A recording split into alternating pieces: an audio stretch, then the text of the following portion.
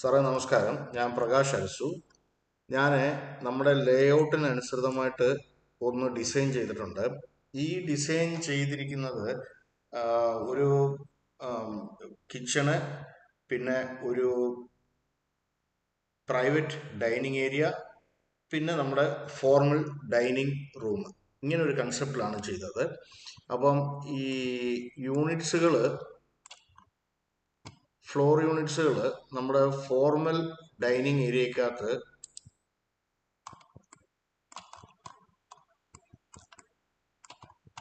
നമ്മൾ ഈ ഈസ്റ്റ് സൈഡിൽ കൊണ്ടുവന്നായിരുന്നു. ഈസ്റ്റ് സൈഡിൽ ഈ വീഡിയോ പറ്റുന്നത്ര, ഇത് ഫുള്ള് കംപ്ലീറ്റ് ആയിട്ടില്ല, ഈ ആനിമേറ്റ് ഇനിയും കുറേ ചെയ്യാനൊക്കെ ഉണ്ട്. പക്ഷേ ഞാൻ ആ ഒരു ടെൻഡർ ഡ്രോയിങ് പോലെ ജസ്റ്റ് ഒന്ന് കാണിക്കുന്നതേ ഉള്ളൂ. ചെറിയ വീഡിയോ ആയിരിക്കും. ബാക്കി ഡീറ്റെയിൽഡ് ആയിട്ടുള്ള വീഡിയോയും അതേപോലെ തന്നെ കൊട്ടേഷനും ഞാൻ ഇത് കഴിഞ്ഞിട്ട് അയച്ചു തരുന്നതായിരിക്കും. ഞാൻ ഈ ഈസ്റ്റ് ഭാഗത്തോട്ട് നമ്മുടെ പ്രൈവറ്റ് ഡൈനിങ്ങിൻ്റെ റൂമിനകത്ത് ചിമ്മിനിയും അതേപോലെ തന്നെ ഹോബ് ഇങ്ങോട്ട് വരും, സിങ്ക്, അതേപോലെ തന്നെ ഇത്, പിന്നെ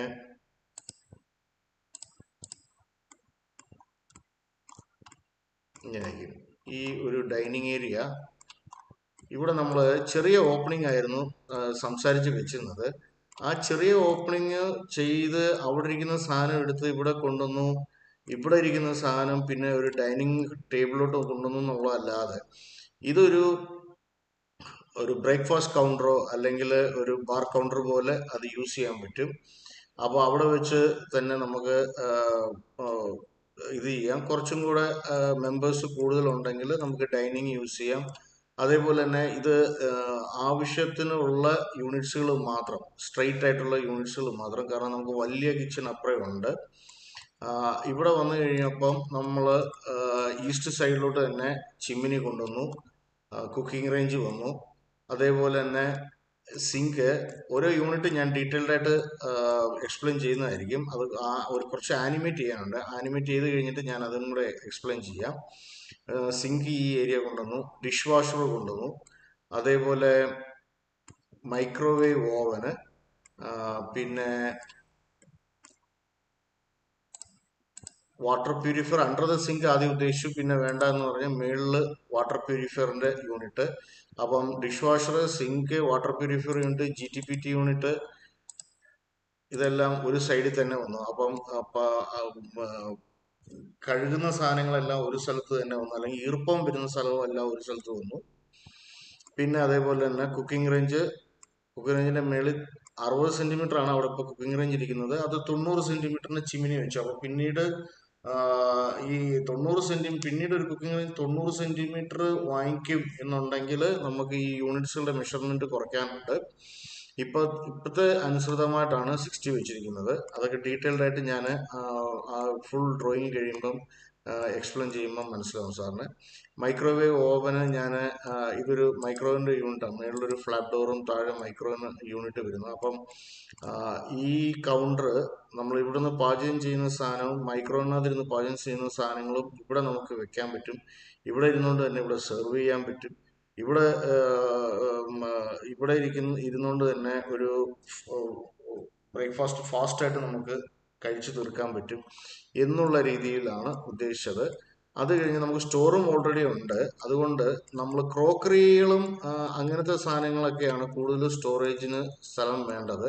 അപ്പോൾ ഞങ്ങൾക്ക് ക്രോക്കറി ഷെൽഫ് എന്ന് പറഞ്ഞ് തന്നെ കമ്പനിക്കുണ്ട്.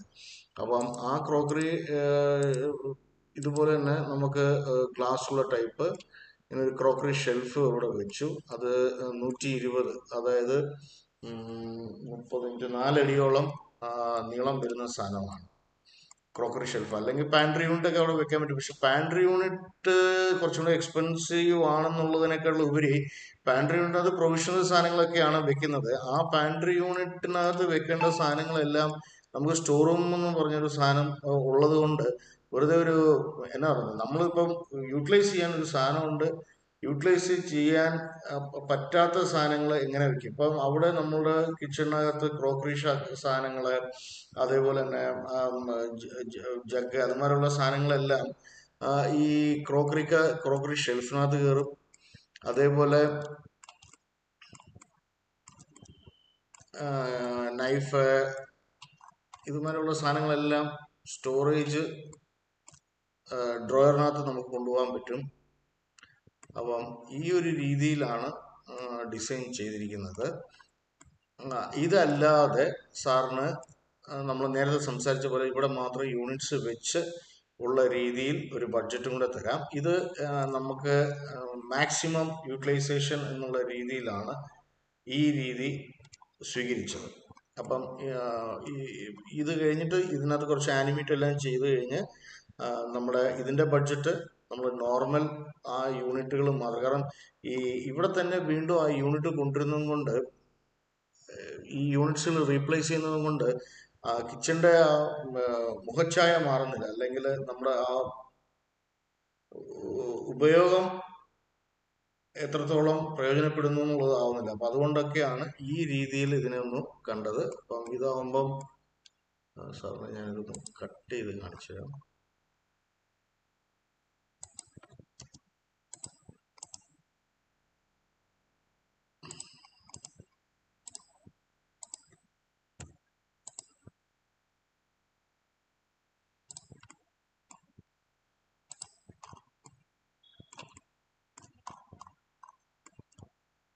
നമുക്ക് ഇവിടെ ലൈറ്റുകളൊക്കെ വരും. അപ്പം കുറച്ചും കൂടെ ഒരു ബ്രേക്ക്ഫാസ്റ്റ് കൗണ്ടർ നല്ല വിശാലമായി ഇവിടെ ഇരുന്നുകൊണ്ട് തന്നെ ആ ഫോർമൽ ബ്രേക്ക്ഫാസ്റ്റ് കൗണ്ടറിനകത്തിരിക്കുന്ന ആൾക്കാരെ കാണാൻ പറ്റും. ഇവിടെ ഇരിക്കുന്ന ആൾക്ക് അത് കാണാൻ പറ്റത്തില്ല. ഇവിടെ നമ്മൾ വാനിറ്റി യൂണിറ്റ്, ഇവിടെയാണ് നമ്മൾ സിങ്ക് അല്ല, വാഷ് ബേസിൻ ഉദ്ദേശിച്ചത്, ഈ ഏരിയ. ഇവിടെ ഇരിക്കുന്ന ആൾക്കാർക്ക് ആ കിച്ചണിനകത്തിരിക്കുന്നതൊന്നും വിസിബിളും ആകത്തില്ല. Okay sir, thank U.